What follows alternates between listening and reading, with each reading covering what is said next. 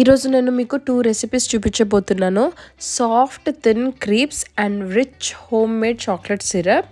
ఈ క్రీప్స్ మీరు బ్రేక్ఫాస్ట్లోకి లేకపోతే డెజర్ట్ ఎప్పుడైనా తినాలని అనిపించినా లైక్ స్నాక్స్లోకైనా మీరు తినవచ్చు.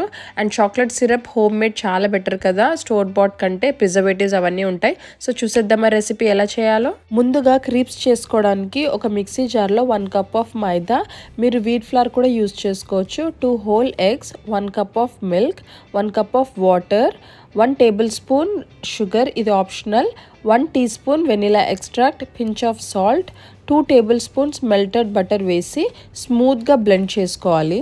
కన్సిస్టెన్సీ వచ్చి ఇలా రన్నింగ్ కన్సిస్టెన్సీ ఉండాలి. మీరు హరీలో ఉంటే అలాగే మీరు ప్యాన్ హీట్ చేసుకొని బటర్ అప్లై చేసుకొని క్రీప్స్ని చేసుకోవచ్చు. కానీ 15 మినిట్స్ మీరు అలా రెస్ట్ చేస్తే చాలా సాఫ్ట్గా వస్తాయి క్రీప్స్. రెడీ అయిపోయాయి కదా, ఇప్పుడు చాక్లెట్ సిరప్ ఎలా చేయాలో చూద్దామా. ఒక సాస్ ప్యాన్లో 1/2 cup of unsweetened cocoa powder, 1 cup of sugar, 1 cup of water, pinch of salt వేసి మంచిగా లంప్స్ లేకుండా కలుపుకోవాలి.